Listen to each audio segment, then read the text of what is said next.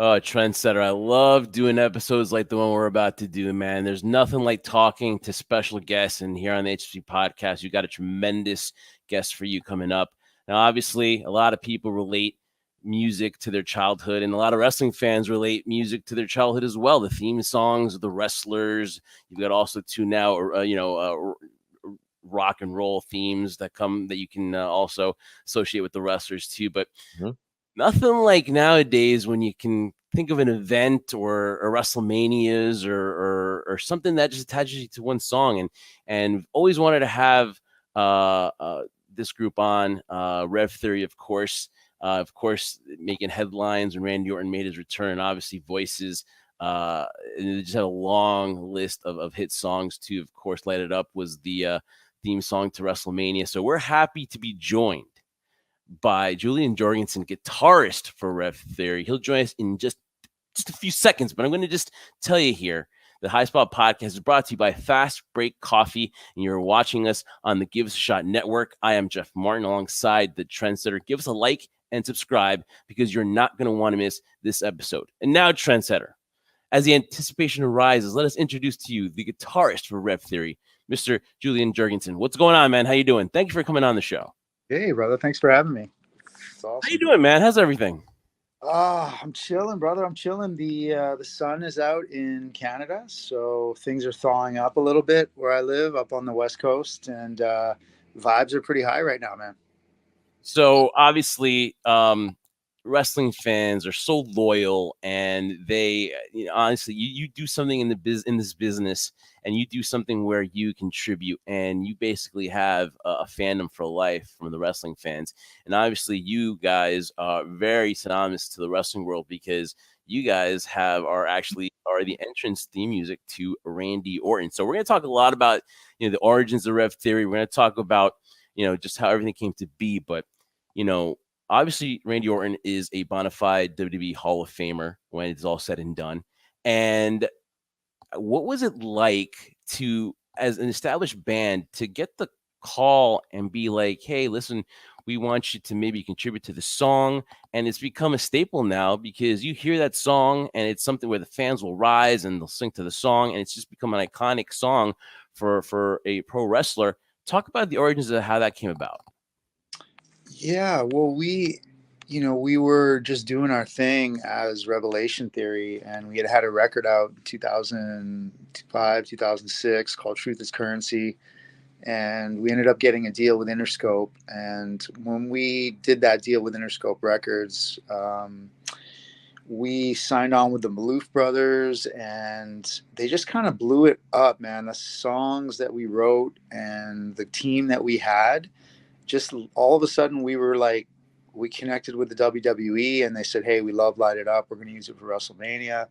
And next thing you know, we were playing shows, and, just, they kind of like accepted us into their world in such a big way, because it turned into Hell Yeah. It was used for One Night Stand. And then Jim Johnson, they were like, damn, we're having such a good reaction with Rich, his voice and the sound. And Jim Johnson, who's like a prolific writer and just a legendary music guy for the WWE, he basically wrote voices for Randy, as Randy was kind of evolving his character.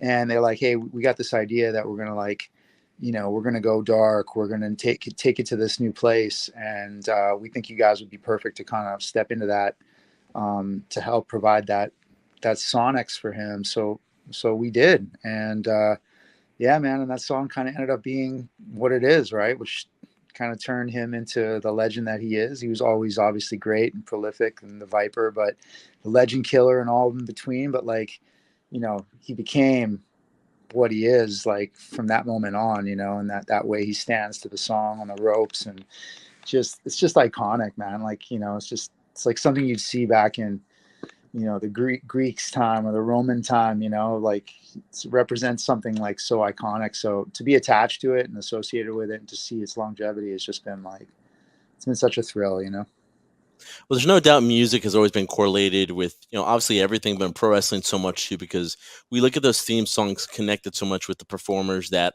are portraying that character, going out there and performing. You hear that, that glass shatter, you think Stone Cold Steve Austin. If you smell, it's The Rock, just to name a few, with Randy Orton, you know, you hear that beginning verse and you're like, oh my goodness, you know, a lot of things are about to pick up here though.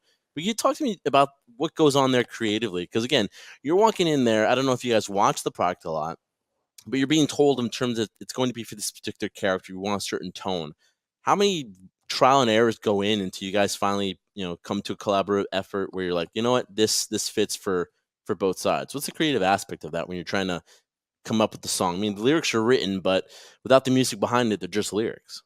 Yeah, you know, like Rev Theory, we write our own music. We've never been a cover band. Like we don't really do that. We're always doing our original stuff. And this one was straight up like Jim just said, "Hey man, I have a song that like I think Rich would be perfect for."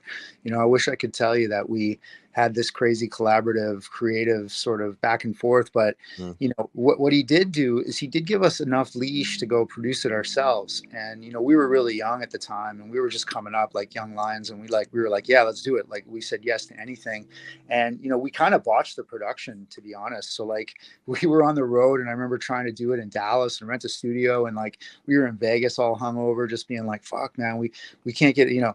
And looking back at it, like I just kind of wish like shit, we should have just hired somebody instead of trying to do it ourselves. But you know, Jim really loved Rich's vocal because, you know, we were able to produce Rich's vocal, which was, you know, what you hear, which is the iconic part, like his literally, you know, the first line of the song. And, you know, we were able to deliver some of the guitars and the sounds and the tones. And then Jim took that and then he basically kind of mixed it together and put out kind of what you have heard for the last 10 years. And then last year I reproduced the song. I took the original format of it and, you know, I made it a little more, I guess, Rev Theory, because ultimately we loved voices, but like we loved what it did for us as far as like, you know, exposure, but it was never like, you know, our full vision because it was sort of a WWE collaboration. So I decided to reproduce it last year and release it as like a new version, something that I thought was fresh. And, you know, it kind of just so happened that it timed up with Randy coming back. So everyone got pretty juiced up. And that's kind of what led us to the way we're talking right now. Did they approach you about, hey, listen, he's going to come back because obviously he had a back injury that had sidelined him, and we were even talking about possibly a career-ending type of injury. So obviously, you guys teased it on your social media. Great use of social media there, by the way, guys. And so you teased it. And when did you have that kind of feeling? Because it was about, I would say, correct me if I'm wrong, a few weeks before you guys were kind of teasing that anticipation, even before Cody kind of blurted it out on that Raw before Survivor Series. And like, when did you guys know, and when did you start making your little bit of adjustments to voices?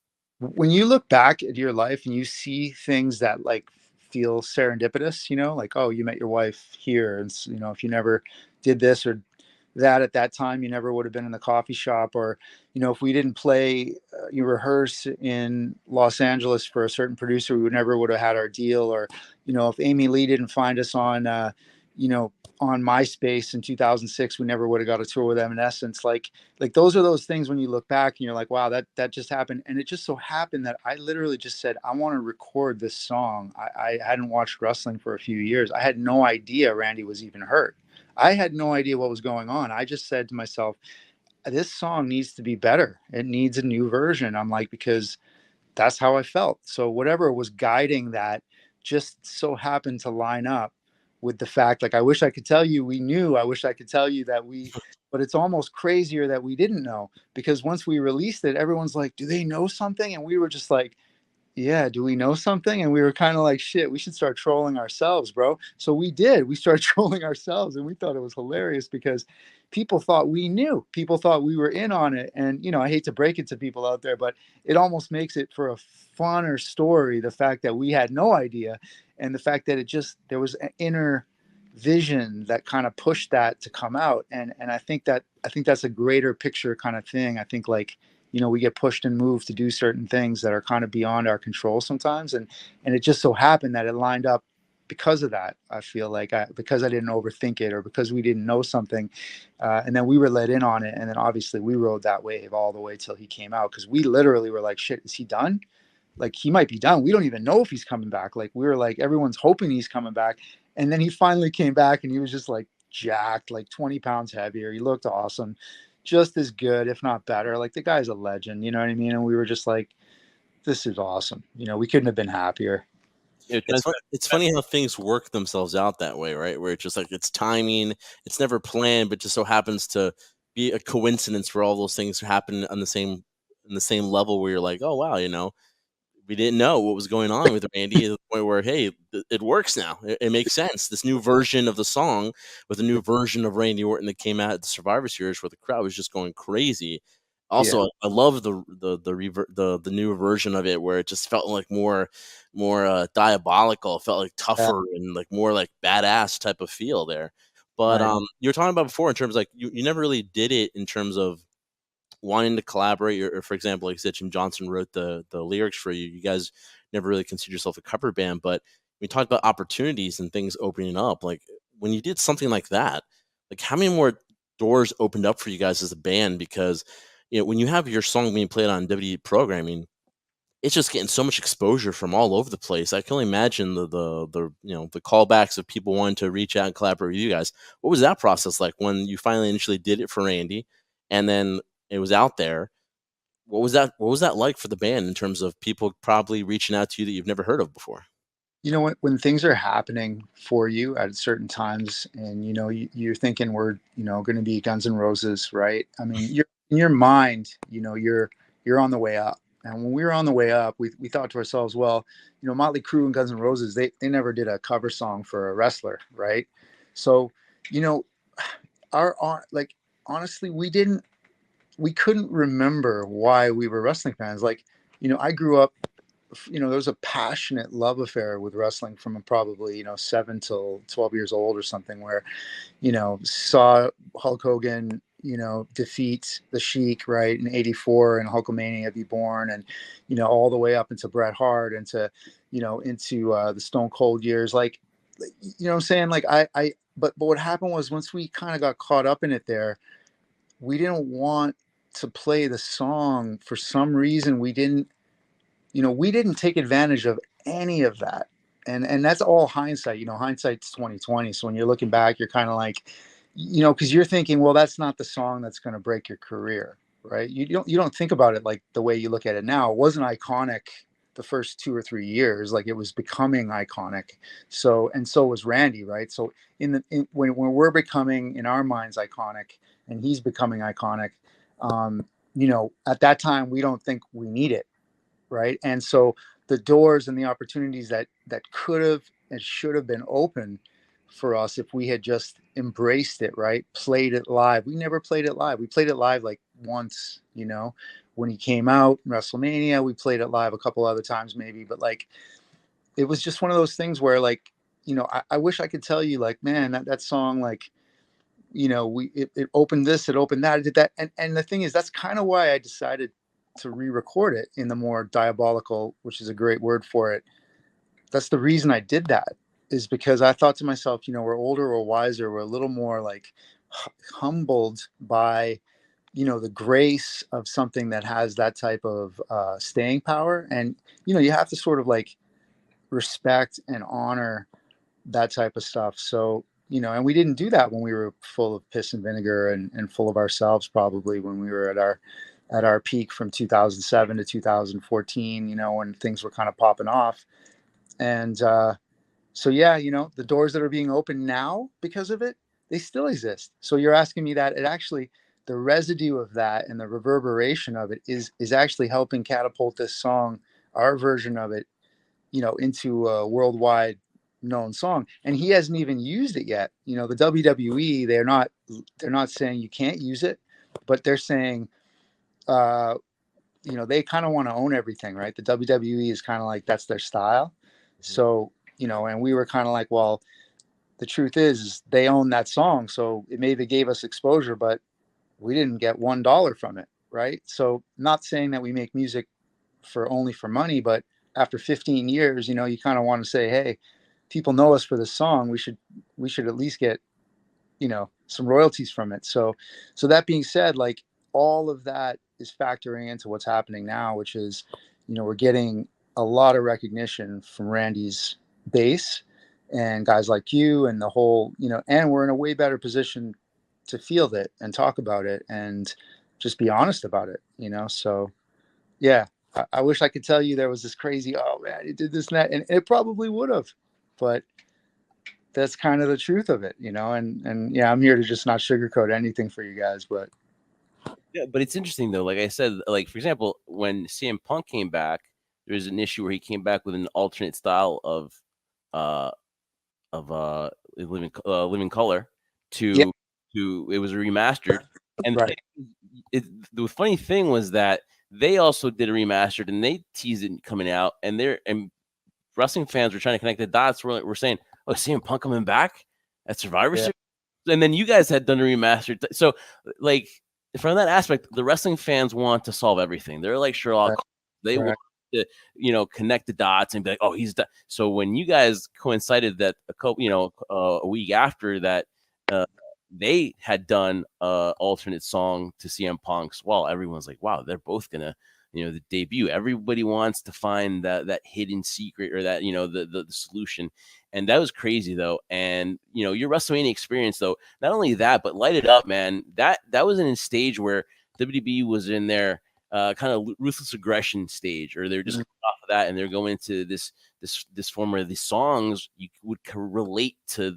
the WrestleManias. And mm, Light It Up too is another song mm, that mm-hmm, go back. That's an iconic WrestleMania.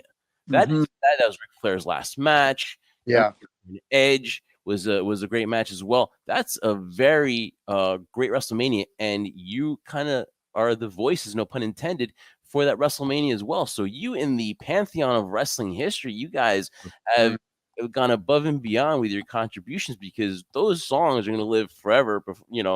Long after we're all gone. So that's uh, that's crazy. That's crazy to think about. no, that's awesome. Yeah, I appreciate that, and it's interesting to be able to be this age and time of your life and just say, hey, that's awesome, man. We made an impact, and we're still talking about it, and it's nice to know, right? Because yeah, man, it's just a lot of stuff gets forgotten, right? And a lot of good stuff gets forgotten. So the WWE kind of keeps that fire alive, which is we're grateful for. Can you talk to me about, like, you guys are used to performing in front of large audiences, right? But can you speak to me about the feeling what it's like to be in front of an audience at a WrestleMania? You guys played live there for Randy. What was that Yeah. atmosphere like for you guys? Was it something Oh, that you're used to, something like this is, and it's just like any other day, or is it just something you guys had never dealt with before? What were the emotions going like performing live at WrestleMania? I mean, nerves, man. Yeah, I mean, it's a big event. It's not your event, and it's a big moment in the event, right? So there's a lot of preparation and timing, and it's like doing live TV in a way. So, we had to hit our marks. So it's a bit of nerves going into it. We're professional, and we came sort of prepared, and then we also really rehearsed our asses off. But the experience itself was pretty trippy, man, because it's a show, but it's not your show. It's his show. So it was like, but you're also there, kind of watching the show, being a part of it. It was one of the more, I guess, like unique experiences that you could ever feel. It's like kind of like it's like you're watching the whole experience, but you're also providing the soundtrack for it. It was pretty cool, man. It was pretty cool the way Rich went over to him, and Randy put his arm around him, or they, I think they kind of like acknowledged each other. I thought that was pretty cool. And I remember it super clearly, right? We had so many friends there. It was in Louisiana. Like, it was an awesome event, like so good. Daniel Bryant, like it was an epic night. And the best thing for us is just fans, right? Like backstage, we were meeting like Mr. T and Hulk Hogan, and Mean Gene was there, and all the guys. Like, it was just everybody was back there. People that The Rock was so gracious, man. You were just like, damn, this guy is like such a nice guy. And yeah, man, people were so authentic, and just we had Mankind back there. Foley was back there, and yeah, he was like hobbling around. You're like, oh shit, this guy. You can really see, man, who they are, and like like they're family people. They're working their asses off. They're legends. They're like they're all of the above, right? And so to see them in that setting and be part of it from behind the scenes was just like it was a really unforgettable experience, my man. So talk about working your asses off. Obviously, it is 2024, and a couple days since the release of Remedy from the band from Rev Theory, and obviously it's a important year for you guys. And just talk about it. I've listened to it, and obviously it's like I'll tell you what, you know, you've made it when your songs hit a gym playlist or play on our at our gym, and that's what we do. We actually request Rev Theory at the gym. So Nice. so those songs are there, and they make us, they hype us up. They make us think of, wrestling, and obviously your songs are just have that beat. So that's when you guys think of made it, when you guys make gym playlists or when you hear your song at a gym because it Yeah. gets going right. So talk Yeah. about talk about you released it a few days ago. Just talk about that and just the direction of Rev Theory in 2024. Yeah, so Remedy, believe it or not, we wrote a song. So we had a record called Justice that we released on Interscope Records. So we released two records on Interscope, Light It Up, that had Light It Up and Hell Yeah, and then we released Justice. And Justice was like we recorded that in Los Angeles, 2011 time, and we had like shit, man. We had the red carpet rolled out for us, like um, you know, unlimited food budget, Henson Studios, Legendary Studios, girls, girls, girls down the street, endless weed, like, and we got hooked on Adderall, man. A couple of us got hooked on Adderall, and so there was a demo off of Justice called Remedy. That was the song you heard, right? And so at the time, I was all so jacked up on like whatever the hell we were jacked up on. I just wanted to like speed shit up. It was like a bit of a Dewey Cox moment for me where I just like got all like crazy, like minus the didgeridoos. And I was like, man, we got to speed this song up, bro. Like this needs to be like full time. Like I think Shinedown's got a new song out that's really like fast and in your face. And I'm like, I'm just kind of, riffing off that. Next thing you know, Remedy became Guilty by Design. So it's a song that's on Justice. And basically the chorus and the pre-chorus are kind of similar on that song. And same thing, man. Like that demo of that song is like 10 times better, in my opinion, than Guilty by Design. I like Guilty by Design, but it's not close to what Remedy was. So, after you get off the drugs and you're literally like, you get a little clear for a while and you're sitting around being like, shit, man, this thing's just sitting on the cutting room floor. Like no one's ever going to hear it. Right. So same thing. I reproduced that song and I said, let's just put it out to the fans and, at least it's out there. At least it has a life. Right. And the interesting thing about it is that like now I live in Canada. I'm in a small fishing village on, the northern part of Vancouver Island, and I have a peaceful kind of life and stuff. But when we were making that record and we were down there, the song, really the main lyric where it's, fame is all a fantasy and pain is cold reality. It's like that's the chorus, and never has it been more true as of today than it was 10, 11, 12 years ago when or we basically were living in LA, realizing that we were kind of surrounded by a lot of vampires, and it wasn't as bright as it might have seemed, and it was a bit of a toxic time for us overall. We kind of got infected with whatever that Hollywood thing is, and I think that we were writing that song and the lyrics kind of came out because we were aware of it. So it was almost like that song represents a time when it's like you're doing something wrong or bad or going down the wrong path, but you can't kind of help doing it because you're so sort of deep into it. And that's kind of what that song is. And getting through all of that and getting out of LA and moving up here and just kind of getting healthy and focused again, you think to yourself, shit, I just went through a lot of pain, man. Like you go through basically a divorce of what it is to sort of be attached to the road lifestyle and all that stuff. And there's a lot of pain that goes along with that, man. Like there's a lot of like working it out, like, we're not on the world stage anymore. We're not touring with the biggest bands in the world. We're not living it day to day by day. We still make music and I like to be creative, but the reality is there's a painful come down from that drug. And again, that song and the lyrics really represent kind of what it was like to go through all of that as well. So I feel like it's a good step forward to kind of say, hey, this has the intensity of what we were and what we kind of are as a band moving forward, but it kind of puts a bit of a button hook on that time of our lives, and I think it's going to allow us to move forward into new directions, which I'm pretty excited about. So, Julian, do you find then that going back to your music as therapeutic? Because some people, for them, it's painful. For some people, it's therapeutic. And for you, obviously, it seems like it's been therapeutic for you. I can't speak for the rest of the band, but do you find that it's been therapeutic for you guys? I think like a tattoo, you kind of attach meaning to things.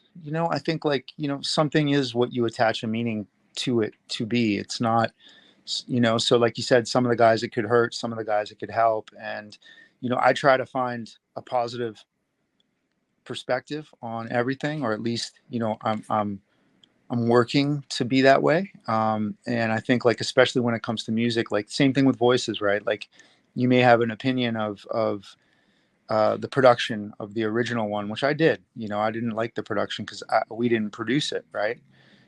So, but then you look back, you think, well, the fans didn't think that way, right? Like, you have to kind of put yourself into a more, I guess, just a little bit more humility with your perspectives, and I think like that's kind of how I'm approaching some of the stuff that we did. Instead of being so sort of jaded and cynical about it, is really learning to sort of have an appreciation and some gratitude for um, for what we went through and what it represents. A lot of that music is like a tattoo for me, right? Some of the tattoos I got, probably 75% of the tattoos on my body I love, and then there's 25% that I'm like, fuck, I got hammered, man, and like, what the hell were we doing in Detroit, or you know what I mean, like this shit's crazy, or and those are funny to me too. Like I laugh and I love it, right? Because it's all good, it's all bad, and it's all ugly, right, at the end of the day. So yeah, man, that's kind of what the music represents to me right now, and at this moment, anyways.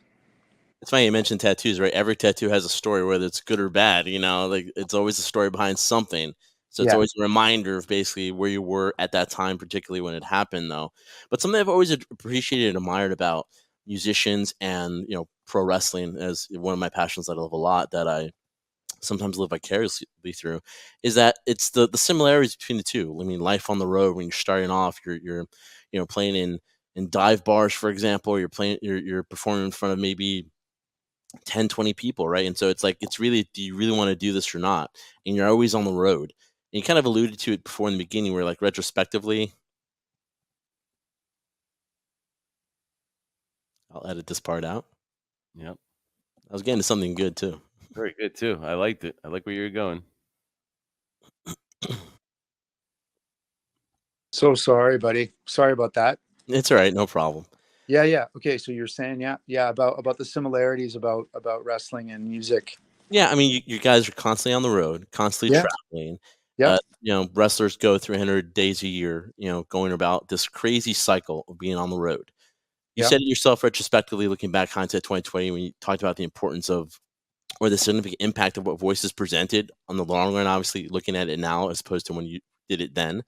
But now, was there any point though, because I always ask performers this too, in terms of like, when it's the big event, let's say it's a WrestleMania, for example, I'm like, do you have the ability of just sitting back here enjoying it? And their mindset's always the same. They always give me the same answer.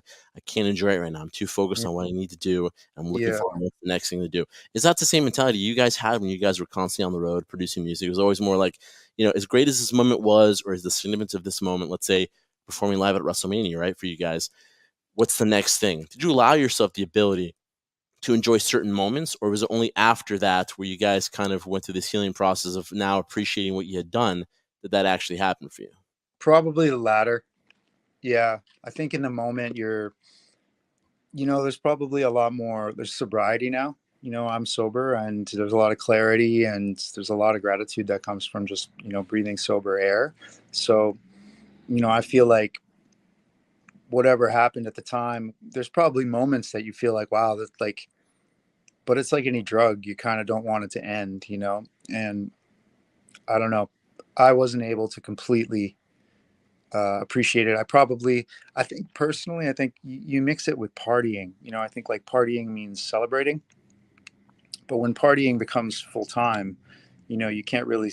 What is celebrating then? You know, there's it's like you celebrate it because it's Monday, you know, or you celebrate it because you're in the studio, or like it's not there or whatever, right? So it's just kind of like diminishes the moments as far as like you never, when you're fasting, and then you get that food or that water, your body is so appreciative of it. And I think that's kind of how we've been. I mean, personally, I've been kind of in the desert and the wilderness, just kind of, refocusing, retooling, and kind of finding myself again. And I'm still working on that stuff. So, finding this again and, coming to it again, it's like, it tastes a lot sweeter looking back, I think right now, being like, shit, we're still in the game. People still listen to us. Like, people still talk about us. Like, we're, Rev Theory's going to be part of the WWE forever, that kind of thing. So I think there's a lot more sweetness that comes from, the wisdom of having that hindsight. Obviously, you started watching pro wrestling. You were in probably the golden age for like us wrestling fans that remember the mix of rock and roll and wrestling, right? And obviously, and then, like 20 years later, 25 years later, 30 years later, you're part of it, and you're like, damn, man, I watched it as a fan, and now I'm actually part of it, which is crazy. And again, your music is going to live on forever, associated with a WWE Hall of Famer, and obviously one of the best WrestleManias in WrestleMania 24. But a lot of wrestlers talk about their WrestleMania moment and achieving that. That's the new thing now. Where like, I have to achieve the WrestleMania moment because it's the pinnacle. For you, what was your WrestleMania moment as far as in the business to you? And you're like, man, this one's special. That would be something where, like, to define if you've had it yet, or do you remember a specific time where like you would compare it to a wrestler having the WrestleMania moment?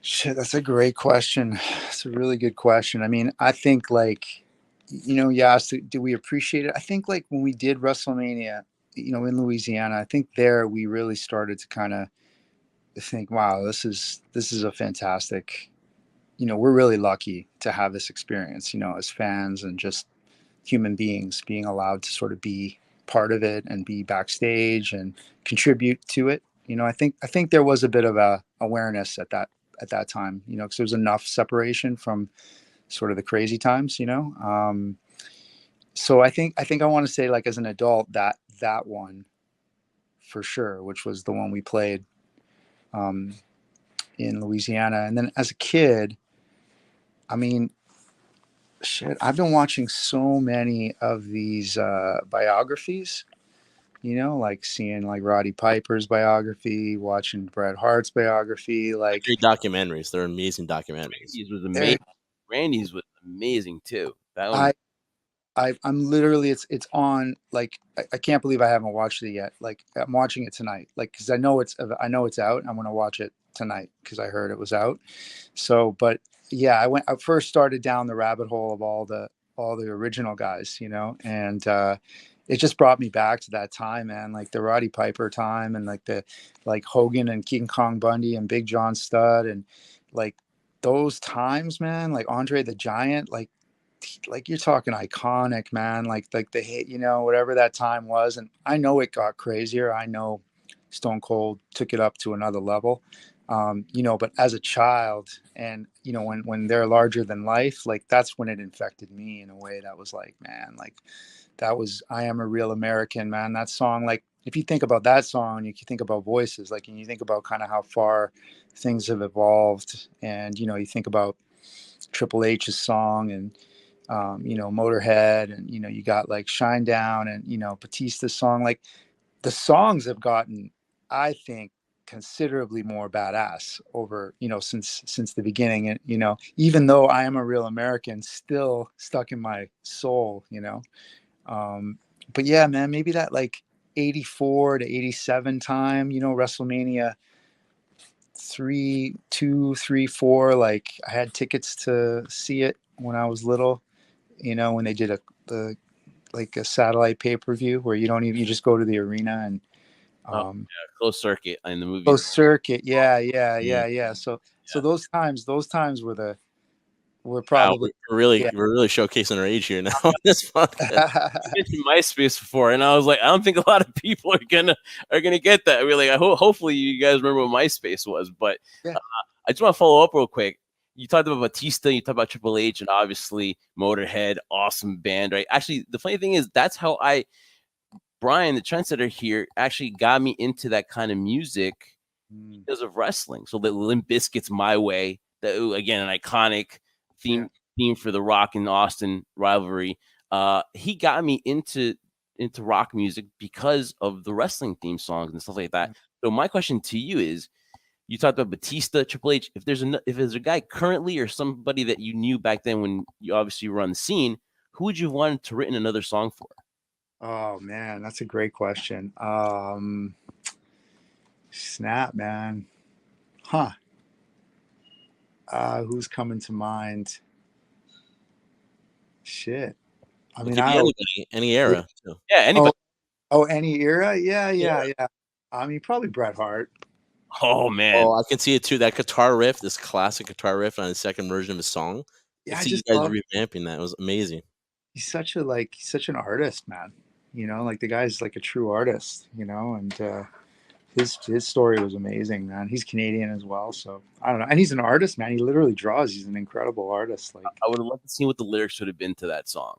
You know what I mean? uh, That would have been. I would have definitely would have, been eager to hear what the lyrics would have been to that Bret Hart theme song if you kind of changed that a little bit. You and Jim Johnston, changed that because his song is iconic as well. The guitar riff and everything. I would have been yeah, great to see the way you guys would have touched that up, and the lyrics would have been. I mean, I can only imagine. yeah. Well, maybe there's an idea there.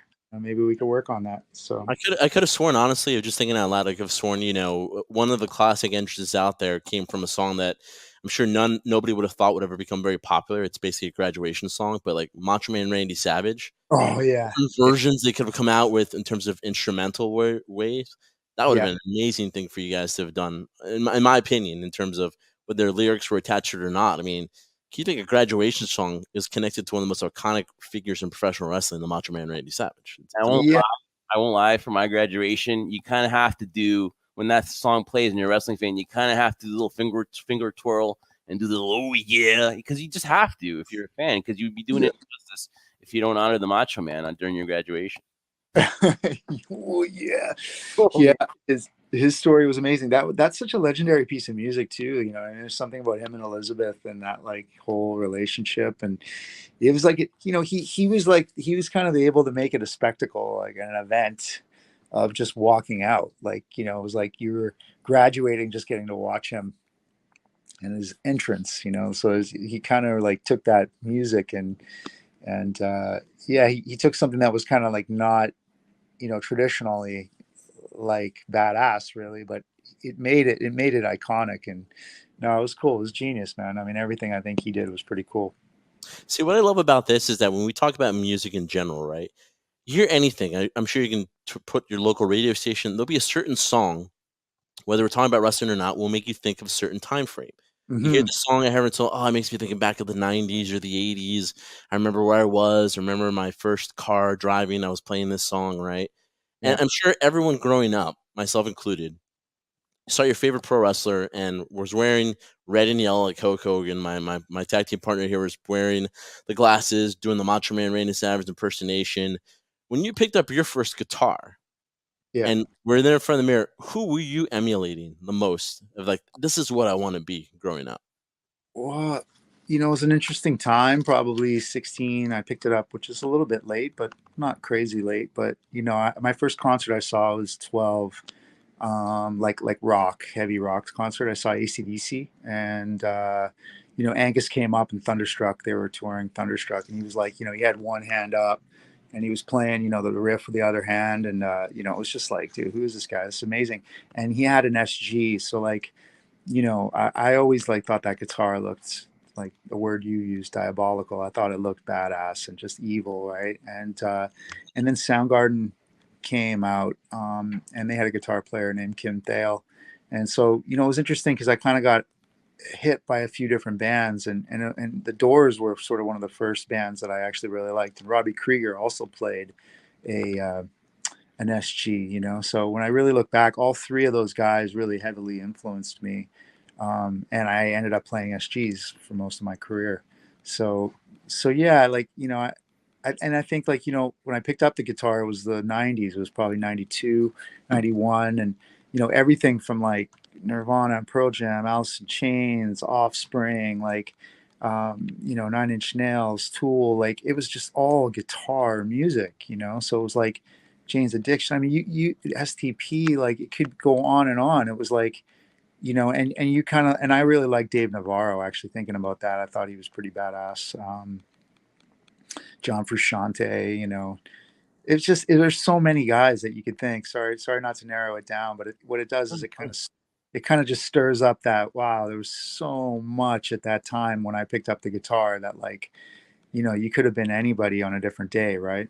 So, All right, Julien, this question, will be my last question before we wrap up here with Julien Jorgensen of Rev Theory, Guitarist. Make sure you check out Remedy. It's available now. Stream it.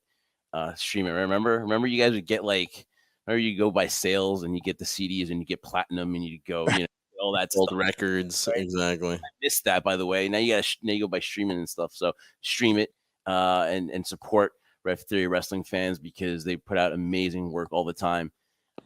Last question here. Let's be honest.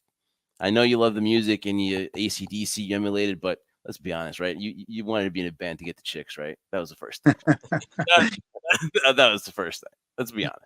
yeah, well, I probably you find that it's quite helpful, you know, to have that as a secret weapon. Yeah.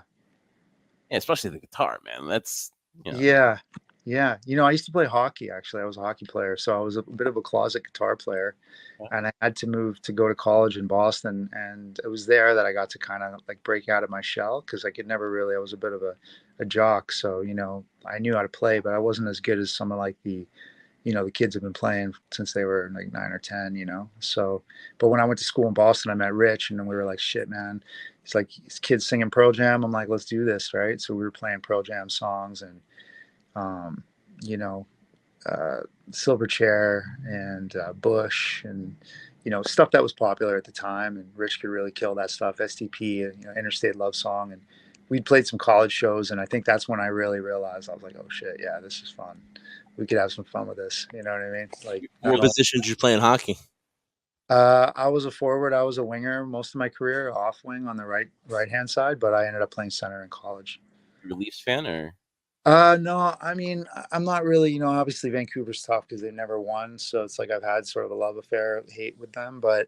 Um, but like, yeah, I like eras of teams. You know what I mean? Like I liked like the Sakic, Yzerman eras, like both BC guys, and loved Detroit, loved Colorado. And you know, I have love for different eras of guys that played on different teams. And you know, we've had some Hell Yeah has been used in Detroit when they won the cup. That was pretty that was awesome. And then Edmonton uses it now, and I think Winnipeg's used it before. So you know, grateful for that as well. But I like players and teams, like certain eras of things. You know what I mean? So how about yourself? We are Devils fans. We're in the tri-state area, so we're in Jersey. We're based out of Jersey. We're Devils, and we've had our success, you know, in the '90s and 2000s, early 2000s. So we've got 3 cups, so we're good, you know. And so there is one of the greatest goalies of all time, Martin Brodeur. So it's like, well, I was gonna say, like, you guys had your run, like with, you know, Scott Stevens and Brodeur, and like, I mean, you guys were legends, right? Like yeah. talking about. So you know, Vancouver's never done that, and you know, you're a Canadian team, and it's like, so there's a lot of like skepticism, and you know, even when they're doing good, I'm just like, yeah, call me in Game 7. You know what I mean? Let me know when they're about to win the cup, and then because I've been in 2 riots, man, because of these guys. I got in a fight last time. it's Boston, right? Yeah.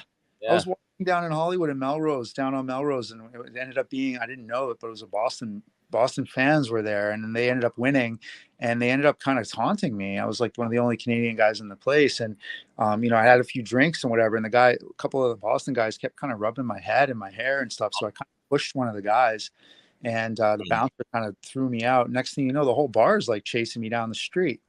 And I'm running down Melrose, at like literally like running for like blocks, and my one buddy's like behind, and you know, he's kind of next to a couple of the guys that were chasing me, and they're like, you know, like he even was like, yeah, let's get him. Like even he was trying to get me because he didn't want to get beat up by all the guys there. Like they're crazy, dude. So I ran for like blocks, and then I went into like suburban areas. I'm running back behind people's like they're doing gardening and stuff, and I'm just like, you guys are still chasing me. Like it's unbelievable. Boston fans are literally the biggest massholes in the world. But that was the last time I was like, I'm done with Vancouver, man. Like I'm not gonna, because I didn't like the Sedins. I never liked that era. It was like I hated it. Right? I thought they had no heart. I was like, these guys are, yeah, they're great athletes, but I'm like, they don't have what like the Trevor Linden era had with Pavel Bure and Kirk McLean. Like that was the era that could have done it, and Yep. they've never had that heart since. So, 94. You used to think of that penalty yeah, with yeah, which I was in another riot then, right? So it was like, so I've kind of given enough blood to the Vancouver Canucks to be like, send me a picture when they win the cup, and maybe we'll talk. We're in a bit of a weird place with our relationship. Yeah, but it just shows you too. When you talk about errors, right? And we look back at reflecting those errors, and we're like, oh man, it's never going to get that great again. Or I remember the days, during those times where like you spoke about before, Detroit, Colorado, the Sakic area, and the rivalry between Detroit and Colorado. That was such a historic moment in NHL history. The Devils, in terms of what they were able to accomplish, and now that they're struggling to make the playoffs. So it's easy to be on one side of it when you're losing all the time and not expect to win, or when you're winning all the time to not get used to that feeling. But the same goes through in terms of errors in wrestling, or errors in, for example, music too. So my final question that I want to ask you is that you even spoke about too, like in terms of Andre the Giant, Rowdy Piper, Hulk Hogan, right? It's amazing how much popularity and how much worldwide they got exposure, considering the fact there's no social media back then. You have the ability of reaching out to a gigantic audience. You only hope that through word of mouth and through technology at that time it could happen. There's no doubt evolution's happened in the wrestling business. Evolution's happened in the music industry as well. So my question for you would be, if you're comparing in terms of the eras of music, rock and roll, of your genre of music, right? How do you feel that the business has evolved in a good way, and how has it evolved in not so good way for you? Yeah, really good question, actually. I mean, if you look at like TKO, I think they own the WWE now. Like, I feel like maybe The Rock, and you guys may be able to shed some light on this. Maybe The Rock is a part owner in it. Is that true? the board of directors. Yeah.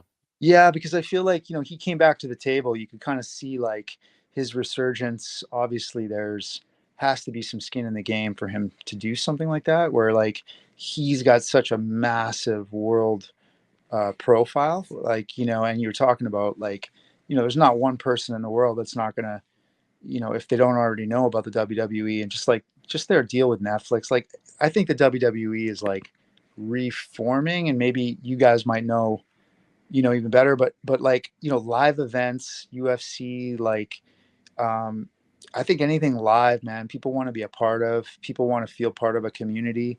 I think the same goes for music. I feel like the live business is super healthy, and it's kind of a shitty time for us to not tour. We don't tour anymore. Rich and the guys have kind of quiet lives, and we don't hustle on the road anymore. And that business is thriving. That business is going crazy, and you can see it with the Ticketmaster stuff, like with the people complaining about tickets for whether it's Springsteen or Taylor Swift or whatever it is. Like, it's got its own problems, but they're tackling it because it's a good problem. There's too much money being made in the live space. So I think live experiences, I think country music is super healthy.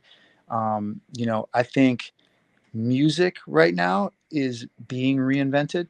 I think like the idea of, you know, what a musician is and what music means to people is somewhat being reinvented. And our participation in it, is sort of being readdressed. Like, I doubt, I doubt that Taylor Swift is as much of a household name as, Madonna possibly was, or these other, really massive superstars from, the 80s that, like you said, there was no social media, Michael Jackson and this kind of stuff. So, the bandwidth of what a musician can actually touch, as far as even the biggest, even the Biebers, even the Taylor Swifts, they still have as much money as they have. I don't think they have as much reach as musicians might have used to with the old model. As far as household names, obviously people know them. I'm not discounting that, but I feel like wrestling is on its way up, whereas the music's kind of stalled and is kind of refiguring itself out a little bit. And maybe you could correct me on the wrestling side, but that's just kind of how I see it. It's sort of, it hasn't figured itself out. You know, Spotify's still not profitable. Like the WWE is profitable, brother. You know what I mean? Like Rock's not involved if it ain't profitable. And, you know, but Spotify, they ain't profitable. It's been 10 years. You know what I mean? They can't figure out how to make money. Yeah. So there's something wrong with that model. You know, there's something wrong with the fact that, you know, artists are not as well known, and, you know, and not as much money is being made. Yeah, I mean, I can tell you right now, Julian, that right now the resurgence of wrestling is because storyline, and Mm, also because I believe stories are very important. Just like obviously your music tells stories as well, mm, and and fans can relate to your music through storytelling and what your meaning of your words. So I think the resurgence has been in storytelling, and of course, just I think that brings people to it because you get emotionally invested in it. You have to be emotionally invested in any form of entertainment if you're going to put your hard earned money into it. They're going to go see mm, Theory. They're going to go see WWE, and I think it's just on another resurgence because of that.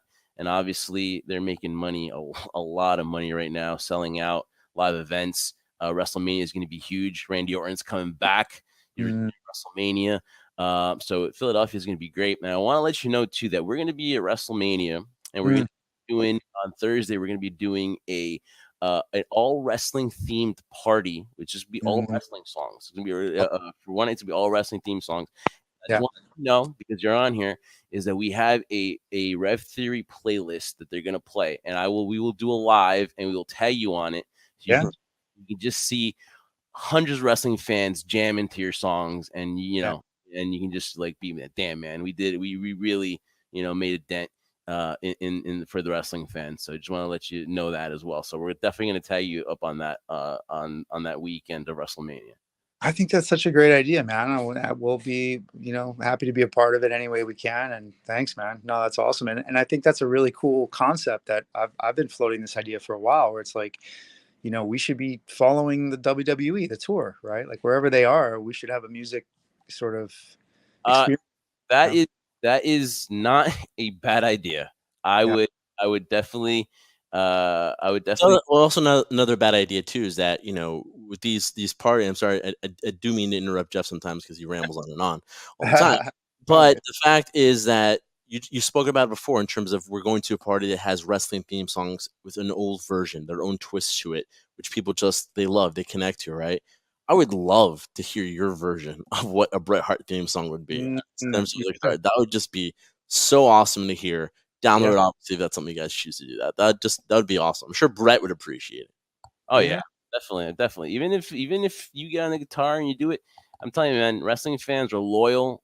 If you decided to do something, I'm sure with with social media now, I'm pretty sure it'll definitely catch on, especially with the wrestling fans. So, Julian, all I can say is go for it, dude. You know what I mean? Go for it, man. And hit that wrestling fan base because, like I said, man, once you make a contribution, once they're like, oh man, the guys that WrestleMania 24, oh Randy Orton got a loyal fan base that's gonna follow anything that you do.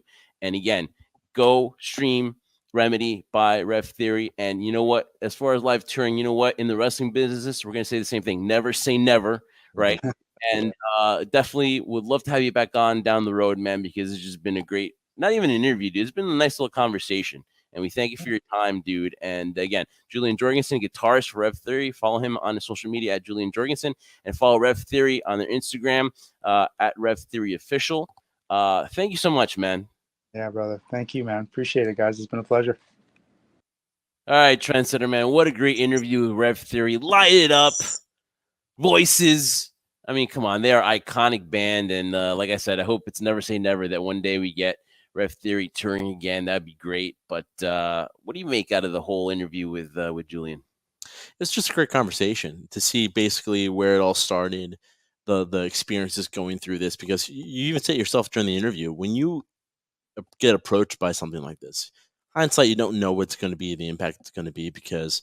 As we all know through our experience of pro wrestling, Jeff, right? Theme music songs change from time to time. Some click, some don't.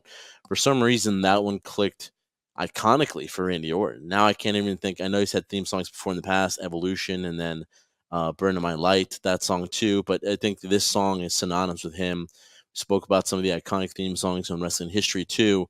So it's just interesting to see how one's journey from doing something where you're collaborating with somebody and then all of a sudden seeing the avenues. I mean, and taking nothing away from the band too. They did a lot of themselves to promote themselves and create the fandom that they have right now. But when you get in touch with that wrestling fan, they're loyal for life. And it was just great to touch base with that, to see the similarities, because some people see wrestling as just something so singular, but see how it's similar in synopsis of everything. Music, pro wrestling, they're kind of interlinked and will be for a long period of time. I don't see it changing anytime soon. Guys, and don't forget, we got so much WrestleMania coverage. We're on the road to WrestleMania. We're almost there. It's going to be amazing. Philadelphia, with the past stuff that we've seen, with Raw being the way it was, and we'll touch on that shortly, and we'll touch on everything that's been going on. So much to cover, and we'll bring it to you pretty soon. But guys, we hope you enjoyed this episode of High Spot Podcast, our interview with Julien Jorgensen, guitarist for Rev Theory. Follow them on their social media at Rev Theory Official. Their new song Remedy is out as well too, so make sure you stream that and show them support. Come on, wrestling fans, you know how to do it, man. Support this band. And again, we are the High Spot Podcast. HSP in the house today. I am Jeff Martin, the trendsetter, and we're powered by Fast Break Coffee on the Give Us a Shot Network. Make sure you like and subscribe and follow. Hit that notification bell to make sure you don't miss out on this amazing interview.